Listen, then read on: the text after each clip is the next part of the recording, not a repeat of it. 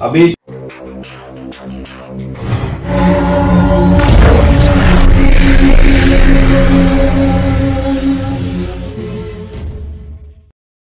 सबसे पहले हम बात करेंगे basics of HPLC and trouble shooting की।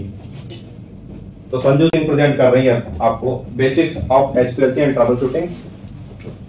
यस संजू। एचपीएलसी क्या है? एचपीएलसी का फुल फॉर्म क्या है या एचपीएलसी क्या है और किस चीज के लिए यूज होती है? ठीक है, एचपीएलसी के बारे में क्या जानते हो आप लोग?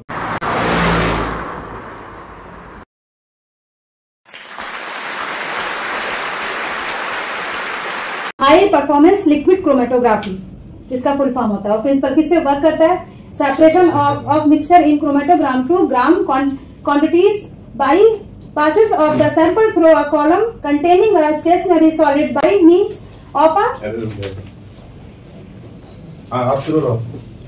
precise flow of a liquid mobile phase. Components migrate through the column at different rates due to the different relative affinities for the stationary and mobile phase based on the adsorption size on charge. इनको separate करने का समझ गए? High performance liquid chromatograph. ये जो डिब्बा दिखाई दे रहा है आपको, इसको बोलते हैं हाई परफॉर्मेंस लिक्विड क्रोमेटोग्राफ। और क्यूसी वाले बंदे को इसी का क्रेज रहता है। क्योंकि क्यों क्रेज रहता है इसका? मार्केट में डिमांड इसकी है और सैलरी मिलती है इसके बाद में। जब तक डाटा एनालिसिस करता है तब तक सोचता है कि सैलरी कम मिलेगी और इसलिए अट्रैक्शन रहता है कि इस डिब्बे को चला लें। तो हाई परफॉर्मेंस लिक्विड क्रोमेटोग्राफ या हाई प्रेशर लिक्विड क्रोमेटोग्राफ है। दोनों ही है। अच्छा, क्यों है हाई प्रेशर लिक्विड क्रोमेटोग्राफ क्यों है और हाई परफॉर्मेंस लिक्विड क्रोमेटोग्राफ क्यों है? क्योंकि ये कम टाइम में हमारा जितनी क्वालिटी जो हमारे सेपरेशंस होते हैं, डिफरेंट कंपोनेंट होते हैं, उन्हें प्रेजेंट करता है, सेपरेट करने का काम करता है। प्रिसाइज है, रिलायबल है। अगर आपने एचपीएलसी का एनालिसिस कर ली तो आप कॉन्फिडेंट रहते हो कि नहीं, अब जो ये रिजल्ट हमने किए हैं, अगर आपका एनालिटिकल प्रोसीजर और ऑपरेशन अगर आपका परफेक्ट है तो आप बोलोगे जी रिजल्ट यही आएंगे। High performance liquid chromatograph. Liquid chromatograph क्यों बोलते हैं हम इसमें? क्योंकि लिक्विड इंजेक्ट करते हैं और उस लिक्विड में जितने कंपोनेंट्स होते हैं उनका सेपरेशन करते हैं। तो क्रोमेटोग्राफ का मतलब हो गया कि अगर हमने कोई चीज डाली है और उसकी अब्जॉर्बेंस आ रही है तो वो एक पीक के फॉर्म में निकलेगा। तो high performance liquid chromatograph. High pressure liquid chromatograph क्यों बोलते हैं इसको? High pressure liquid chromatograph. Amit, इसमें पंप होता है जो प्रेशर जनरेट करता है और प्रेशर 5000। बिल्कुल सही बात है। इसमें पंप होता है, वो प्रेशर जनरेट करता है। लेकिन अगर हम यहाँ पे रिजर्वायर रखते हैं, सबसे ऊपर रिजर्वायर रखते हो, हम यहाँ पे अगर रिजर्वायर रखते हैं तो क्या वो पंप कर पाएगा? तो हाई प्रेशर कहाँ होगा? वो तो ग्रेविटी से ले रहा है। हम इसको बोल रहे हैं हाई प्रेशर लिक्विड क्रोमेटोग्राफ। सही बोल रहा हूँ गलत बोल रहा हूँ? अगर मैं रिजर्वायर को यहाँ पे रख दूं और हमारा पंप है, पंप में सक्शन हो जाएगा या नहीं होगा? या इसके नीचे रख दूं, ग्रेविटी से नीचे रख दूं, इसके नीचे, इसके सरफेस से नीचे रखूं तो वो पंप कर पाएगा? कर लेगा? कितने लोग बोल रहे हो नहीं कर पाएगा? ऊपर ही क्यों रखते हैं, नीचे रख दें? कर लेगा? कर लेगा? कोशिश करेगा लेकिन कर नहीं पाएगा। जब तक उसको ग्रेविटी से फ्लो मिल रहा है उसके बाद प्रेशर जनरेट करता है वो। High pressure liquid chromatograph. यहां पे पंप मिला, उसके बाद का प्रेशर रहेगा और वो प्रेशर किस वजह से आता है? अगर मैं इस एचपीएलसी में, पहले तो मॉड्यूल क्या क्या होते हैं। हाई प्रेशर लिक्विड क्रोमेटोग्राफ एक सिस्टम है। ये सिस्टम का मतलब होता है, सिस्टम किस चीज से बना होता है? जैसे वो हम बोलते हैं ह्यूमन बॉडी एक सिस्टम है। आंख, कान, नाक, मुंह, ये सब चीजें एक पार्ट है। अंदर इंटरनल ऑर्गन्स हैं, डिफरेंट इंटरनल ऑर्गन्स हैं। वैसे ही ये जो सिस्टम है, ये इसके भी कुछ मॉड्यूल्स हैं। उन मॉड्यूल्स को मिला के एक सिस्टम बनता है। मॉड्यूल्स कौन कौन से हैं? रिजर्वायर दिख रहा है आपको? हम ये बोले एचपीएलसी खरीद रहे हैं भैया, तो इसमें रिजर्वायर दिख रहा है आपको? डिटेक्टर और पंप। हाँ, उसके बाद कंपार्टमेंट। हाँ, पंप हुआ और डिटेक्टर हुआ, oven, column compartment, column oven temperature compartment, sampler, sample compartment और डिटेक्टर, मॉनिटर, और इसके साथ जो पीसी रहता है उसको हम मॉनिटर करते हैं। अगर हम मॉनिटर नहीं लगाएंगे तो हमें दिखेगा नहीं कि क्या इसने डिटेक्ट किया है, तो उसके लिए मॉनिटर चाहिए होता है। तो ये सब मिला के एक सिस्टम बनता है जिसको हम बोलते हैं हाई प्रेशर लिक्विड क्रोमेटोग्राफी या high pressure high performance liquid chromatography system. ठीक है, यहां तक क्लियर है? किसी को कोई डाउट है पूछ सकता है।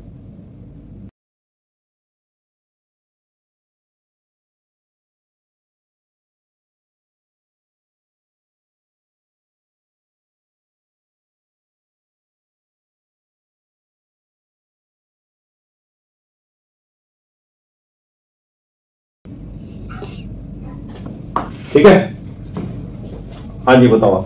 ये अच्छा, ये इसका पर्पज क्या है? हम ये एचपीएलसी क्यों यूज करते हैं? सेपरेशन करते हैं, सेपरेशन ऑफ कंपोनेंट्स। तो अगर मेरे पास एक टैंक रखा है, हम उसको डाल के सेपरेट कर सकते हैं इसमें। सेपरेशन का मतलब क्या है? हाँ, तो हम स्मॉल क्वांटिटी में, एनालिटिकल क्वांटिटी में जो कंपोनेंट्स होते हैं उसका सेपरेशन देखते हैं। कई बार डाउट रहता है लोग कि नहीं, बड़ी बड़ी फैक्ट्रीज में एचपीएलसी सेपरेशन के लिए यूज की जाती है, तो वहां के लिए नहीं है। यहां पे हम जानते हैं, सेपरेट करते हैं कि इस मिक्सचर में कौन कौन से कंपाउंड या कंपोनेंट अवेलेबल है। एनालिटिकल लेवल पे, not commercial level. Commercial level का सेपरेशन नहीं होता, एनालिटिकल लेवल का सेपरेशन होता है इसमें। ठीक है, हाँ जी। HPLC कीज एक बार बैग दिखा दो, क्या क्या बता दिया आपने। ये प्रिंसिपल हो गया। अब किस वजह से सेपरेट आउट होता है? Separation of mixture in micrograms to grams quantities by passage of sample. इसमें अलग हम नहीं करते। सेपरेशन का मतलब है अलग करके हम कंपोनेंट नहीं निकाल लेते हैं, अलग हम सिर्फ इवेल्युएट करते हैं। अलग सिर्फ हम इवेल्युएट कर रहे हैं, अलग करके सेपरेट करके निकालने लिए कि 4 कंपोनेंट थे, हमने चारों कंपोनेंट को अलग अलग करके निकाल लिया, वो नहीं करते। सिर्फ सेपरेशन होता है। सेपरेशन कहां पे होता है? कॉलम में होता है। और हमें पता कैसे लगता है? डिटेक्टर के थ्रू पता लगता है। तो separation of mixture in micrograms to grams quantities by passage of the sample through a column containing a stationary solid by means of a pressurised flow of a liquid mobile phase component migrate through the column at different rates due to different relative affinities for the stationary and mobile phase based on absorption, size और charge। तो different type की chromatography है, जैसे absorption chromatography है, size exclusion है, या ion chromatography है। तो उसके बेसिस पे होता है। और बेसिकली सेपरेट आउट होता है ये कॉलम में। कॉलम में डिफरेंट टाइप्स के बैंड बनते हैं। बैंड क्यों बनते हैं? क्योंकि हर कंपोनेंट की अफिनिटी कॉलम की एक्टिव साइट्स पे डिफरेंट होती है। कुछ पहले बाउंड हो जाते हैं, एडजॉर्ब होते हैं, कुछ बाद में होते हैं, तो डिफरेंट टाइप के बैंड बनते हैं। और आपका mobile phase as it is चल रहा है, फ्लो हो रहा है, तो उसके बाद जिसकी अफिनिटी कम होगी वो पहले निकलेगा, जिसकी अफिनिटी ज्यादा होगी वो बाद में निकलेगा, जिसकी और ज्यादा होगी उसके बाद निकलेगा। और डिफरेंट टाइप की पीक्स आपको ऑब्जर्व होंगी मॉनिटर पे, डिटेक्टर के थ्रू। ठीक है, तो ये इसका प्रिंसिपल है। हाँ जी। HPLC कीज जिसके थ्रू हम काम करते हैं। First of all, high resolving power. Second, speed of separation. Continuous monitoring of the column effluent. Fourth है accurate quantities measurement. Fifth, repeated and reproducible analysis using the same column. Fifth, automation of the analytical procedure and the data handling. 6 है wide application range। Torch बंद करो। ये सबको clear है? High resolving power का मतलब 2 components हैं, उनका रिटेंशन एक पे नहीं आ सकता, कुछ ना कुछ फर्क होगा उनकी एफिनिटी में, तो हाई रिजॉल्विंग पावर है। 2 कंपोनेंट्स पास पास भी रहेंगे तो एचपीएलसी के अंदर कैपेसिटी है। अगर आपका एनालिटिकल मेथड सुटेबल है तो वो उनको अलग करके देगा। हाई रिजॉल्विंग पावर है। Speed of separation. Speed of separation का मतलब है कि जो सेपरेशन की स्पीड है कॉलम में वो फास्ट होगी। Continuous monitoring of the column effluent. आपका कॉलम एफ्लुएंट का मतलब कहां पे हम करते हैं? कॉलम एफ्लुएंट की मॉनिटरिंग करते हैं हम कहां करते हैं? जो बराबर ग्राफ बनता रहता है। कॉलम का एफ्लुएंट का मतलब है कि कॉलम से जो चीज बाहर निकल रही है उसकी मॉनिटरिंग कहाँ करते हैं? तो सर प्रेशर से ही उसका होता है। Very good. अगर विजुअली देखा जाए तो जो ये बोल रहे हैं कि जो ट्यूब होती है, आउटलेट ट्यूब होती है इंस्ट्रूमेंट की, वहां से आपको दिखेगा कि कंटिन्यूअस मॉनिटरिंग है। सिस्टम में अगर आप देखोगे उसके लिए आपके पास प्रेशर चैनल को इनेबल करना होगा। वो प्रेशर चैनल जब भी आपका इंजेक्शन रन होगा तो आपके पास दो क्रोमेटोग्राम मिलेंगे, एक प्रेशर का मिलता है और दूसरा पीक का, एब्जॉर्प्टिविटी का मिलता है, एब्जॉर्प्शन का मिलता है। एक्यूरेट क्वांटिटेटिव मेजरमेंट्स, इससे जो मेजरमेंट निकालते हो आप एक्यूरेट क्वांटिटेटिव मेजरमेंट करते हो, आप चैलेंज कर सकते हो जी इसकी क्वांटिटी इतनी है सैंपल में। Repetitive and reproducible analysis using the same column. Repetitive and reproducible analysis दोनों में क्या फर्क है? Using the same column. Repetitive and reproducible analysis, क्या फर्क है दोनों में? कोई भी बताओ। तो जितनी बार रिपीट करेंगे सेम आएगा। कैसे देखते हो आप ये? सर ये जो स्टैंडर्ड का अपना 5 रेप्लिकेट चलाते हैं, सैंपल का 2 चलाते हैं, उससे उसको बराबर है। रिपीटेशन का मतलब है कि आपका प्रिसाइज्ड है। अगर एक बार जो एरिया मिल गया वही दूसरी बार मिलेगा उस सॉल्यूशन का, वही तीसरी बार मिलेगा, वही चौथी बार मिलेगा, वही पांचवी बार मिलेगा, जो कि हम स्टैंडर्ड का मल्टीपल इंजेक्शन करके देखते हैं, रिपीटेबिलिटी देखते हैं। तो रिपीटेटिव हमें मिलता है इससे। और रिप्रोड्यूसिबल का मतलब है कि जो टेस्ट रिजल्ट हमने जो प्रोड्यूस किया है, जो रिजल्ट हमने लिया है, इवेलुएट किया है, वो अगर हमने दोबारा किया तो दोबारा भी वही रिजल्ट आएगा, दूसरा एनालिस्ट करेगा तो वही रिजल्ट आएगा, हैंड चेंज होगा तो भी रिजल्ट वही आएगा। तो रिपीटेटिव एंड रिप्रोड्यूसिबल में डिफरेंस है, वो आपको आई थिंक क्लियर हो गया।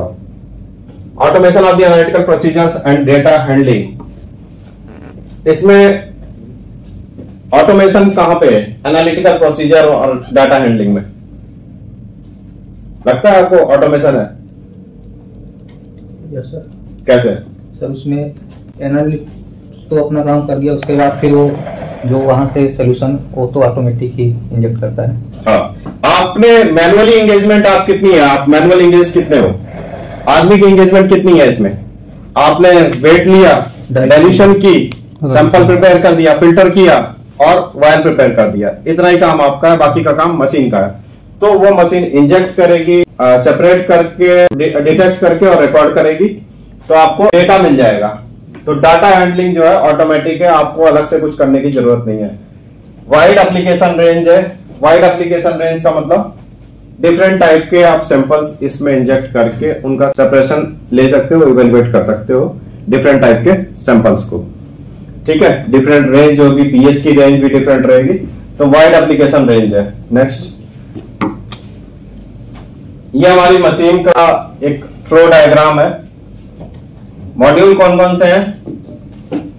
एचपीएलसी पंप, सबसे पहले रिजर्वायर रखा हमने, मोबाइल फेज रखा। रिजर्वायर में लिक्विड कौन कौन से रखते हैं? To be continued in next video, to be continued in next video, to be continued in next video, to be continued in next video.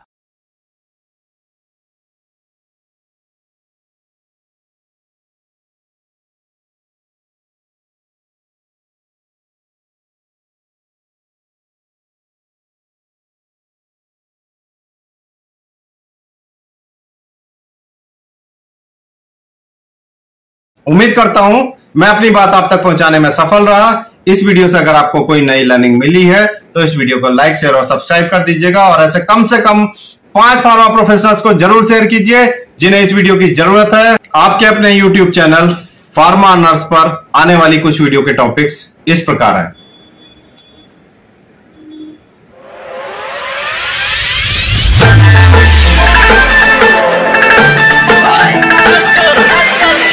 मिलते हैं अपनी अगली वीडियो में। Till then, good bye, thank you very much, जय हिंद।